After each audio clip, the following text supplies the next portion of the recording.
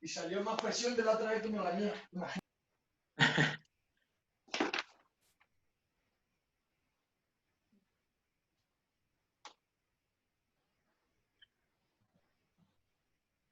Estoy viendo que se actualizó hoy Zoom. Tiene cosas nuevas. ¿Así? Yo no me di cuenta. Sí. Recién descubrí que hay otras reacciones. Cuando vos compartís puedo ver a todos. Y hasta ahora voy descubriendo eso, ¿eh? Genial. La verdad que tendría que sacarle más provecho yo.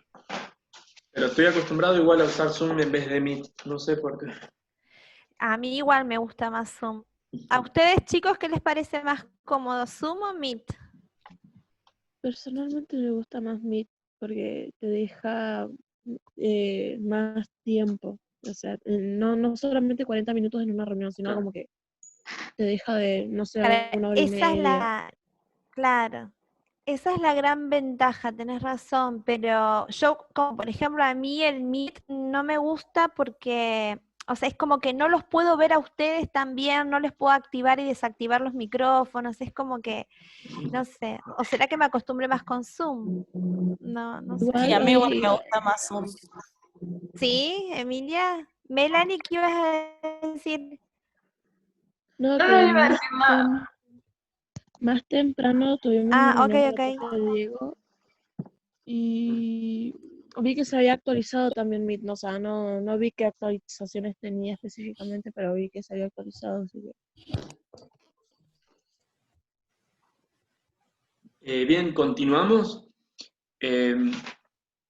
Si quieren, podemos hablar en un ratito sobre el texto ese, la tragedia y la filosofía griega, que en realidad es un texto sencillo.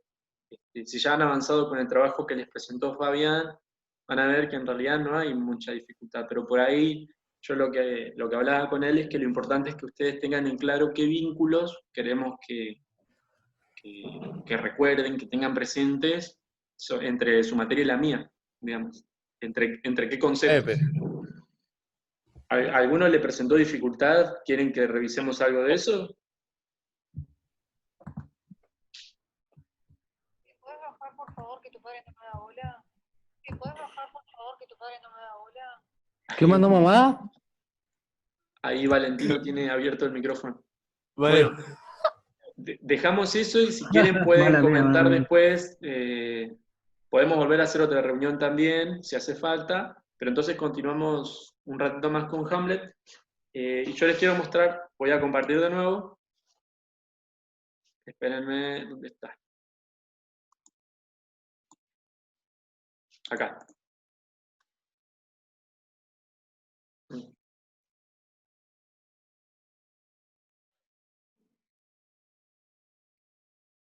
A ver, está cargando.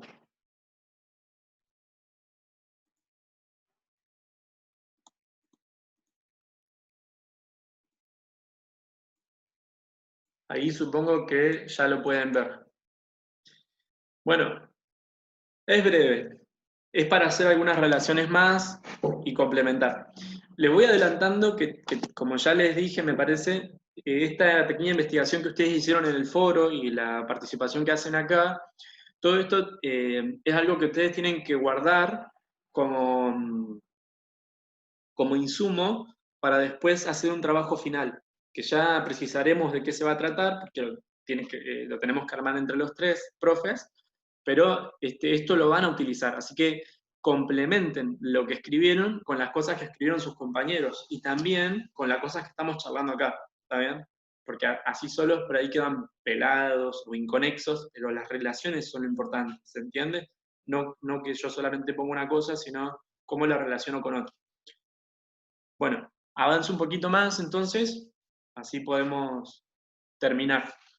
Esto que yo les señalé acá y que voy a leer junto con ustedes es parte de un texto que no subí yo.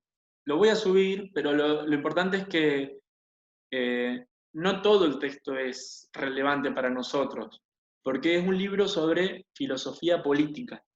Y en este capítulo habla sobre, bueno, cómo está presente la filosofía política en Hamlet. Pero ustedes no llegaron en filosofía todavía a ver a los filósofos de la modernidad. Entonces, yo no me meto con Hobbes, ni tampoco con Maquiavelo, que es de un filósofo del Renacimiento, pero sí con algunas precisiones que hace este investigador que son interesantes para entender cómo el cambio de pensamiento también está en la obra. Fíjense, voy a leer un poquito lo que está en amarillo. Dice Hamlet o la corrupción de los oídos, estado, sedición y anarquía. Presten atención. Dice, inexorable y absurdo, en efecto, es para George Steiner el mundo de lo trágico, donde es siempre posible suponer fuera y dentro del hombre una fuerza o un conjunto de fuerzas que nos aguardan emboscadas en cada curva del camino y que escapan a nuestras posibilidades intelectuales y a nuestras capacidades de control. De ahí que el personaje trágico sea siempre destruido por fuerzas que no pueden ser enteramente comprendidas ni derrotadas por la prudencia racional. Sigo. El teatro trágico, según este hombre, nos afirma que las esferas de la razón, el orden y la justicia son terriblemente limitadas y que ningún progreso científico o técnico extenderá sus dominios.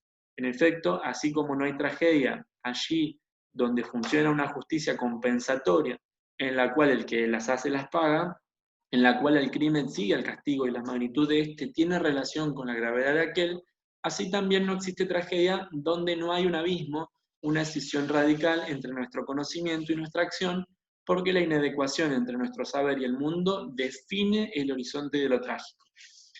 Bueno, subo. Acá lo que dice es que en el mundo de lo trágico, que no es la tragedia, sino el mundo donde se piensa de manera trágica, es el mundo de la antigüedad, ¿está bien? Ese mundo es un mundo en el que los humanos creen que existen fuerzas, o conjuntos de fuerzas, que constantemente engañan al hombre, les hacen emboscadas, y que el hombre no puede controlar eso, a pesar de que razone, de que piense, de que voluntariamente haga cosas, eso es superior a él, ¿está bien?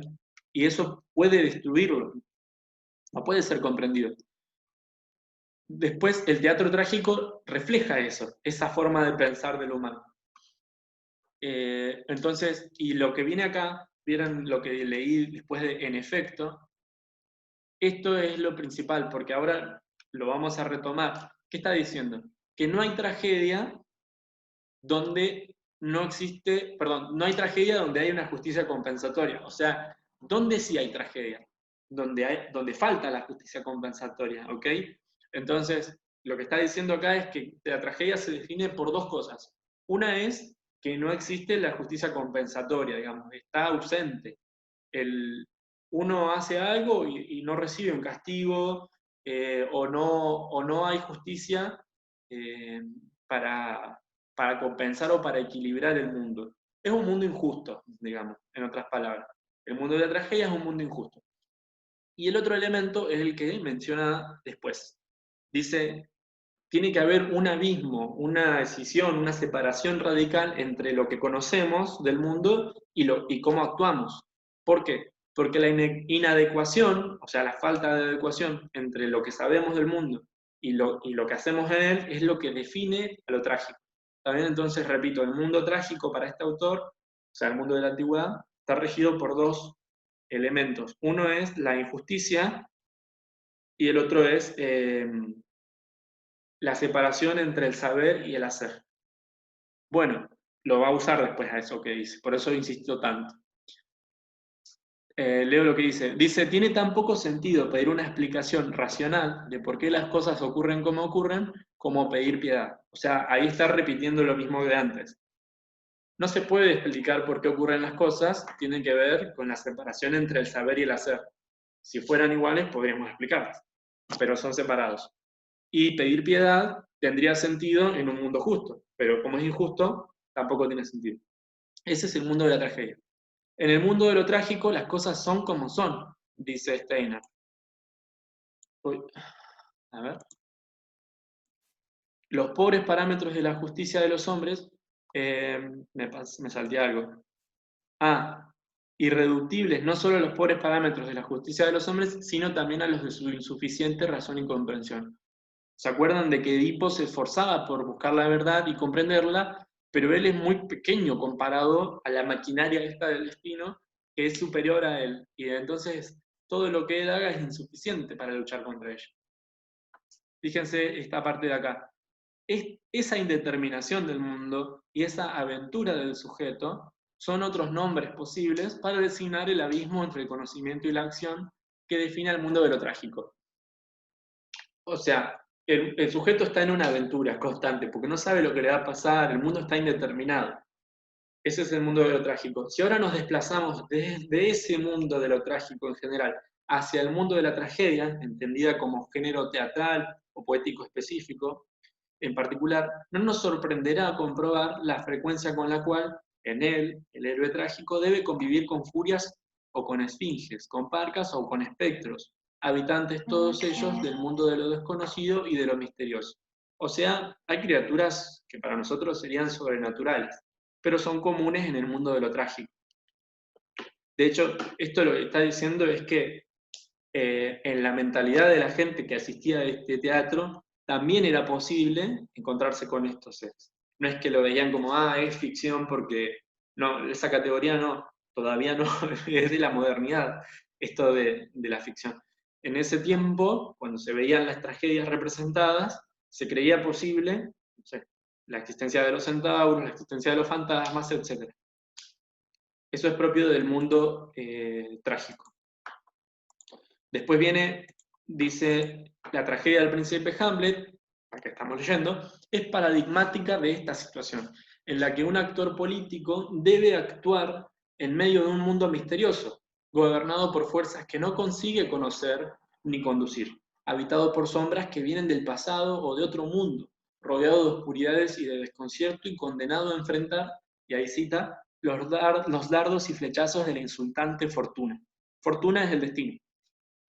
Bueno, entonces recuperamos. Así como en la tragedia griega se veía claro, patente, la forma de pensar de la antigüedad, del mundo trágico, del pensamiento trágico, esto también se ve en Hamlet.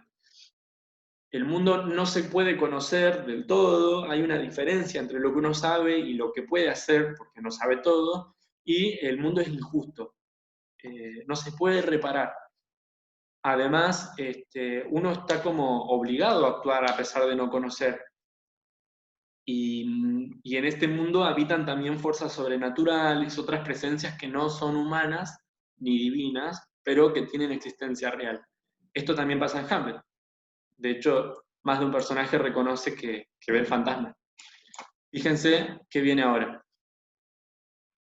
Me salté algo, pero vuelvo para atrás.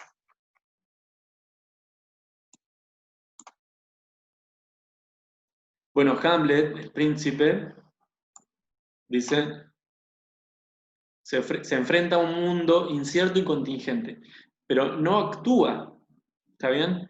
No sé si a ustedes les pasó, pero a mí me puso muy incómodo que Hamlet no actuara, porque es como, me pone ansioso, ¿cuándo lo va a hacer? Y esto, el hecho de que él no actúe, nos obliga a formularnos la pregunta que durante 400 años la crítica de Hamlet no se ha dejado de plantear. Miren que está acá en itálica bien remarcadita. ¿Por qué? ¿Por qué es que Hamlet no actúa? ¿Por qué es que demora, vacila, se detiene, le da 1000 vueltas a las cosas, procrastina? ¿Por qué no actúa? Bueno, todo el párrafo que viene después dice brevemente todas las respuestas que se han dado a esa pregunta. No todas, pero muchas. Fíjense que intentaron responder esa pregunta Goethe, Coleridge, Schlegel, Nietzsche, Freud, Jones, Lacan, un montón de personalidades, ¿no? y no hay consenso. Pero fíjense lo que viene después. Esto es lo que, para esto les estoy leyendo el texto, por lo que viene ahora. Después de la opinión de ellos, yo no me...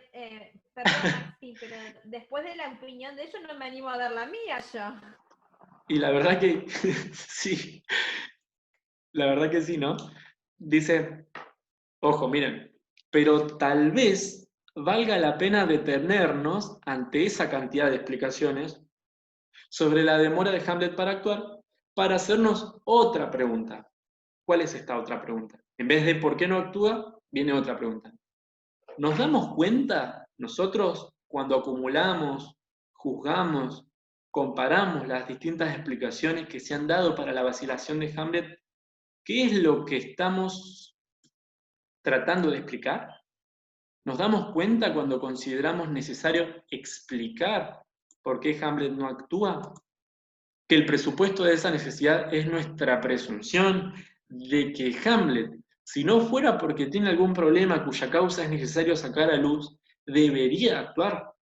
Y reparamos cuando suponemos esto, en que actuar significa asesinar a una persona que a la sazón es su tío, el rey de su país y el marido de su madre. O sea, en vez de preguntarnos por qué no actúa, tal vez tendríamos que preguntarnos por qué queremos que actúe. O sea, si actuar significa asesinar. Y después dice, lo sorprendente, observa René Girard, no es que jamás se haya encontrado una respuesta a la pregunta más bien cómica de por qué Hamlet no actúa de una buena vez, sino que nos obstinemos en buscarla. Y agrega Girard, y esto es gracioso, en el Bello Canadá, dice este investigador, si la enorme masa de los trabajos dedicados a Hamlet en los últimos 4 siglos cayera un día en manos de personas que ignoraran por completo las costumbres de nuestra época, verían en ellos, sin duda, la obra de un pueblo extremadamente salvaje y sanguinario, porque todos queremos que lo mate al tío. Después de 4 siglos de incesantes reflexiones, el hecho de que Hamlet titubee un poquito ante el asesinato nos parece tan aberrante que todos los días se escriben nuevas obras para intentar develar el misterio.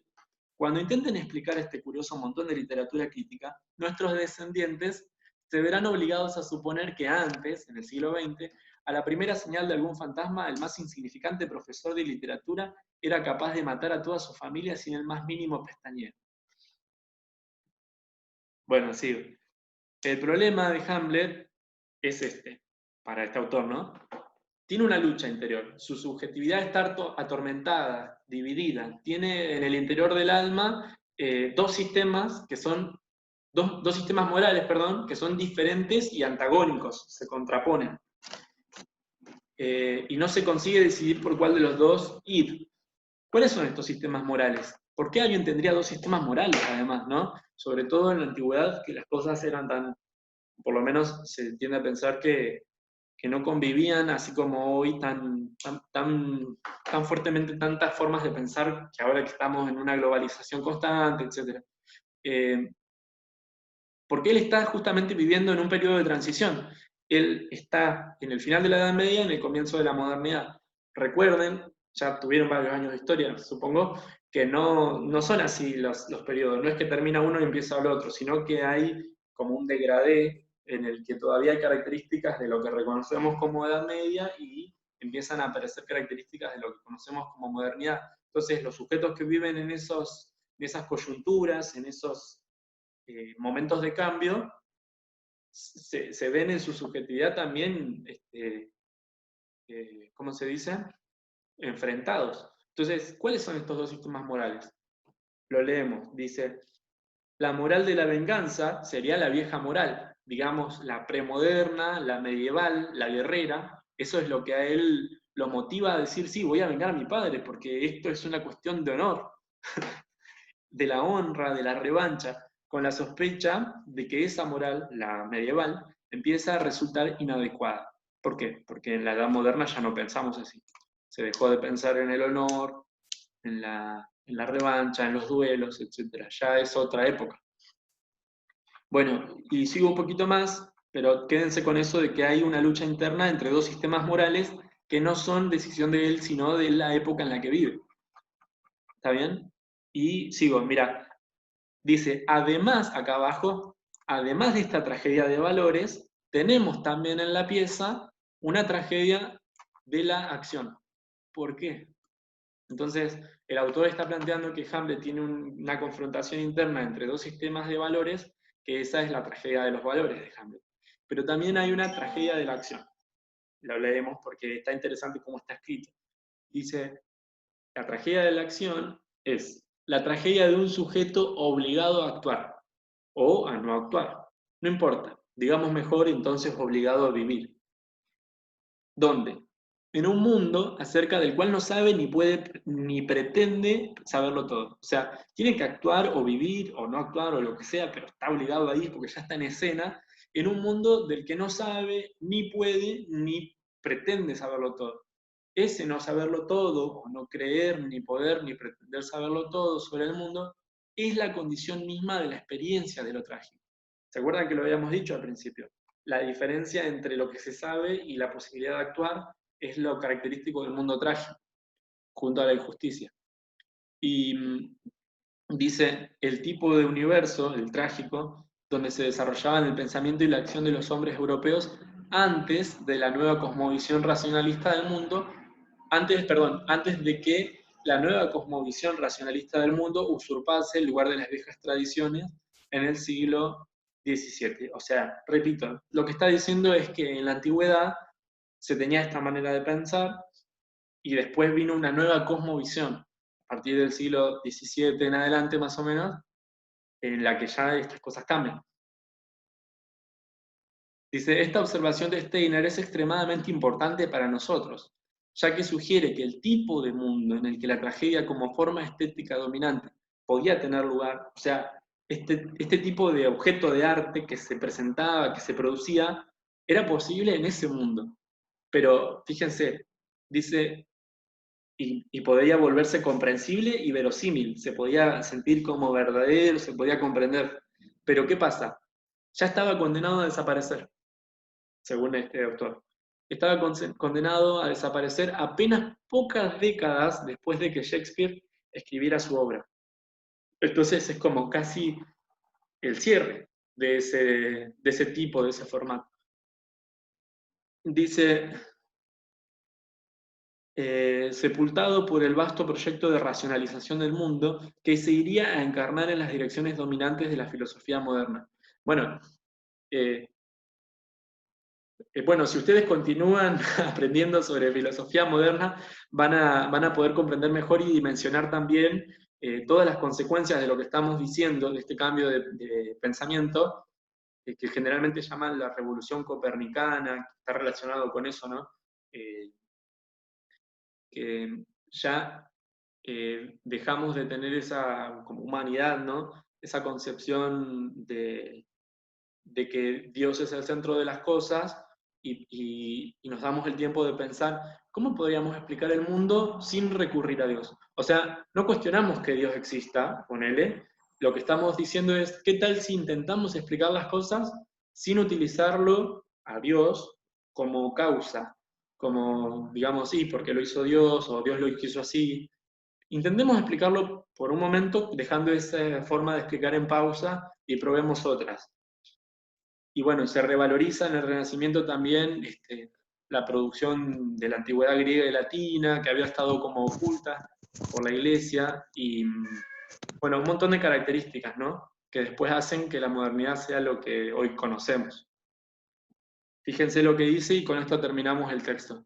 Dice, el racionalismo filosófico, o sea, el predominio de la razón sobre las otras facultades, constituye una suerte de punto sin posibilidad de vuelta. Hoy en día la razón es lo más valorado de todo para el común de la sociedad.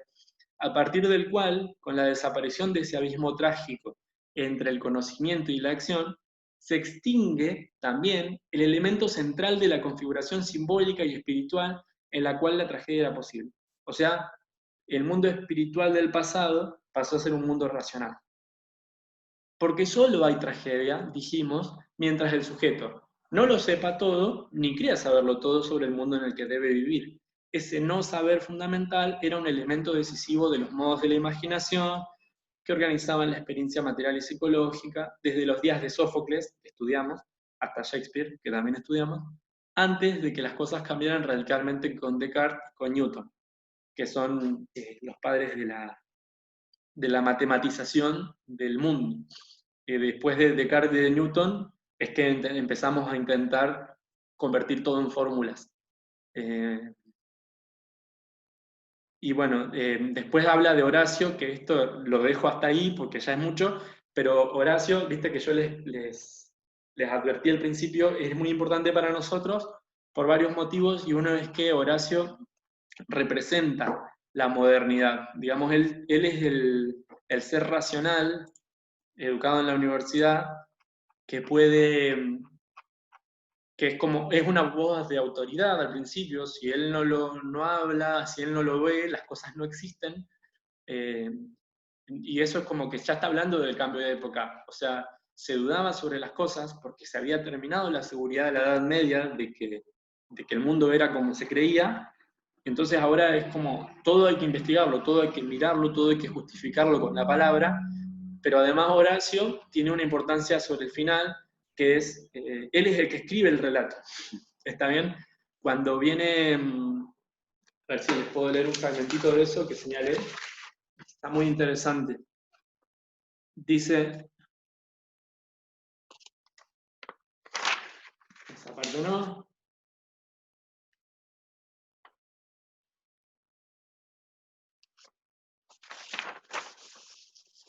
Es posible advertir que la presencia de Horacio, el amigo de Hamlet, es muy fuerte al comienzo y al final de la obra. Al comienzo, para destacar la insuficiencia de sus instrumentos intelectuales en el intento de comprender un mundo donde hay más cosas. O sea, Horacio, el hombre racional, no le alcanza su conocimiento racional de las cosas para poder comprender lo que está pasando, que es un fenómeno de la antigüedad, la aparición de un fantasma. Pero después aparece al final de nuevo, donde su racionalidad sí tiene sentido, o sí tiene, no sentido, sino sí tiene utilidad, que es que él puede explicar las cosas que ocurrieron. Al final, cuando esas otras cosas hayan desaparecido de la escena, los fantasmas, lo sobrenatural, para sancionar la nueva alianza entre esa razón que resulta finalmente triunfante y soberana y el poder legítimo del príncipe moderno. Porque recuerden que al final, Fortinbras, el príncipe del reino de al lado, viene y se instaura como nuevo rey de Dinamarca, porque están todos muertos, menos Horacio. Y bueno, Hamlet lo reconoce como futuro rey, etc.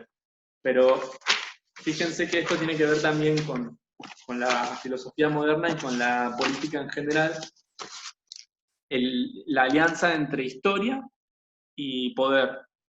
Les leo un fragmentito. Dice, en la Dinamarca de Hamlet hay conflictos políticos, hay disturbios, sedición y conspiraciones. Vieron que en un momento se dice, hay algo podrido en Dinamarca. Hay guerra civil, estaría diciendo Horacio, dice que todo esto está pasando, ¿por qué? ¿O cuándo? Cuando no hay una narración oficial de la historia. Esto es, cuando la narración no es compartida por los que tienen el saber, o sea, los intelectuales, y además, cuando no es compartida entre los que tienen el saber y los que tienen el poder. Tienen que estar compartida esa narración. Y el segundo factor es que esa narración tiene que ser única. Tiene que haber un relato único de lo que ocurrió en el pasado y correlativamente una justificación igualmente monolítica de la legitimidad del poder político presente. Ustedes estudiaron el Martín Fierro el año pasado, que no es otra cosa que esto. ¿Se acuerdan que también este año hablamos de la Eneida? Son textos que están hechos para poder legitimar el poder.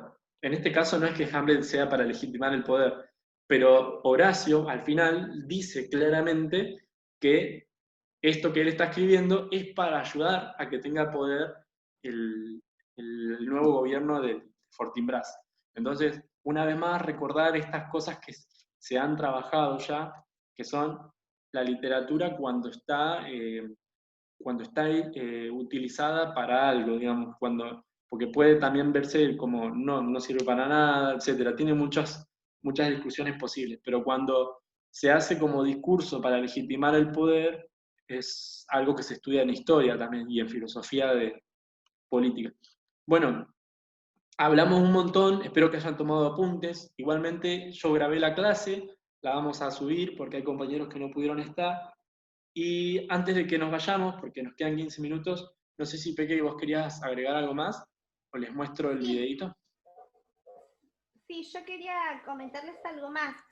Que estuve mirando lo que escribieron en el foro y ¿me escuchan? Sí. Ok, que estuve mirando lo que pusieron en el foro y me gustó, no recuerdo los nombres en este momento, ¿no? Pero la verdad que me gustó el análisis que hicieron en lo relacionado a lo metateatral, al antropocentrismo, al teocentrismo, a mitología, a la locura, al pensamiento del casamiento que ustedes tenían y al pensamiento del casamiento que hay en la historia. Y la verdad que los análisis, bueno, además de la locura, ¿no? Y la venganza, que fue el tema más elegido, la verdad que los análisis que hicieron, cómo relacionaron los temas con la obra y los ejemplos que pusieron fueron muy acordes a lo que se pidió, ¿no? La verdad que yo estoy sorprendida de los análisis, Maxi. No sé si, ¿qué opinas vos? Sí, sí, sí, totalmente. Eh, Sí, Este espacio, bueno, yo también teníamos, bueno, la pretensión de que se generara un intercambio, eh, pero bueno, la verdad que lo que estaría bueno es que haya más participación también, porque creo que también fue poco el tiempo. Yo voy a abrir el tiempo del foro para que esté hasta el viernes, hasta el lunes próximo, porque creo que participaron unos sí. 26, 27 eh, estudiantes y la verdad que sí, me gustó mucho. También hubo una alumna que habló del teatro isabelino y no solo lo caracterizó, sino que lo ejemplificó. La verdad que yo me quedé sorprendida. Sí. Me gustó muy rico todo el análisis que hicieron.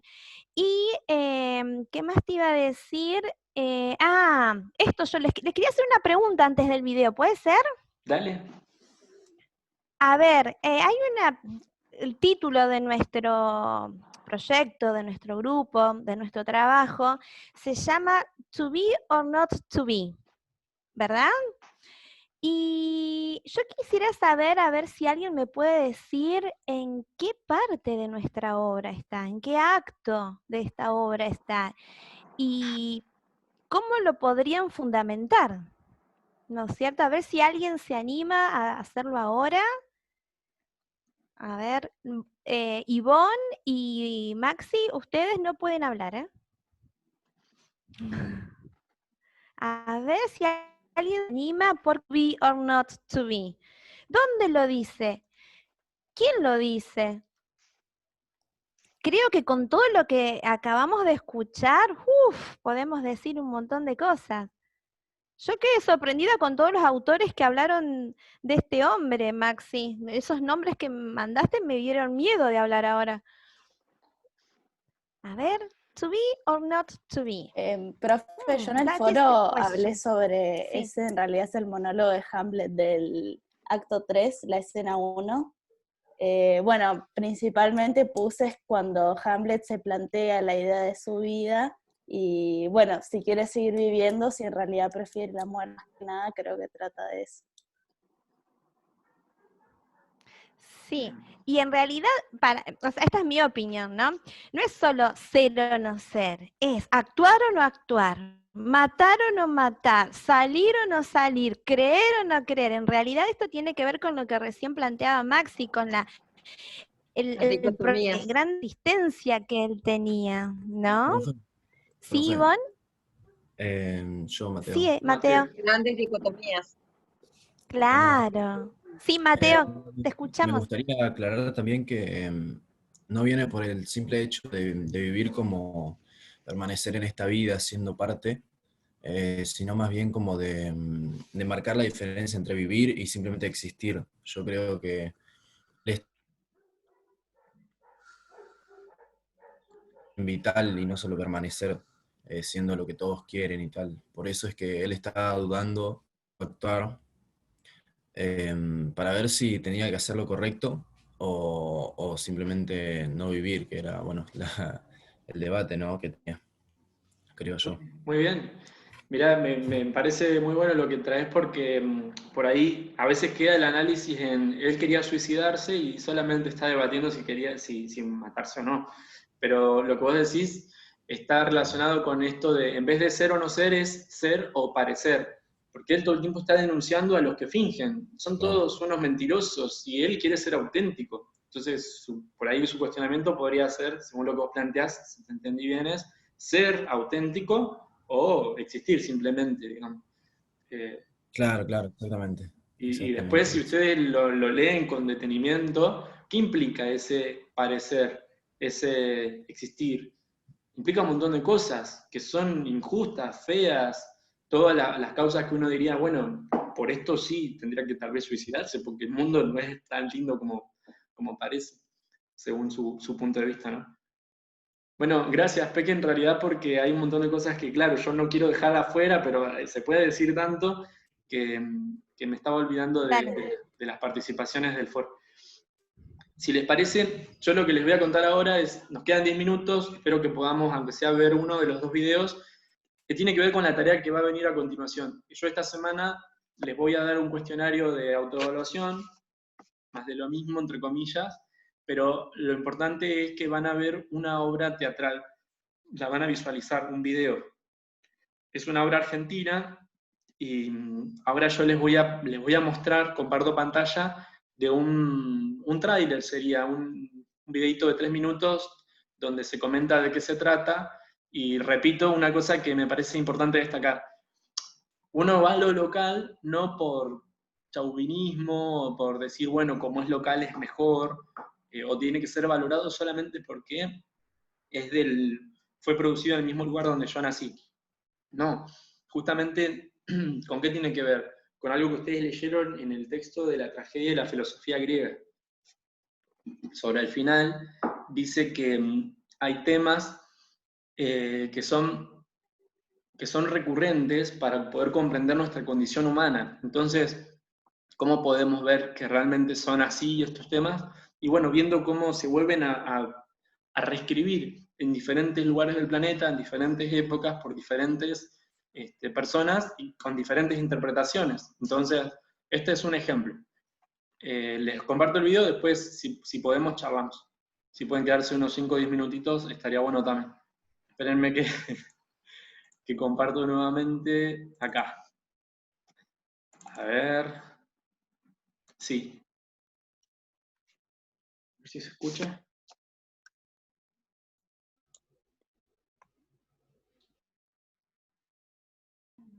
¿Activaste el sonido, Maxi?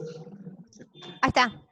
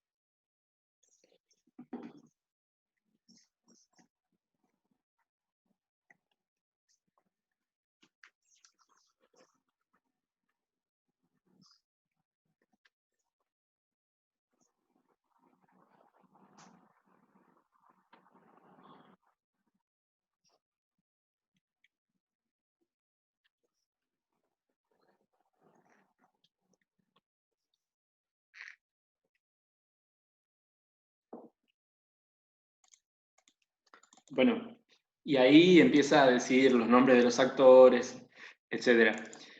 Bueno, como leyeron, es una obra realizada en Argentina, el director y dramaturgo es Blas Arrese Igor, y esto forma parte de su tesis doctoral, él con un grupo de chicos que hacen un taller de teatro en un barrio periférico de la ciudad de La Plata, decidió escribir y llevar a cabo esta representación.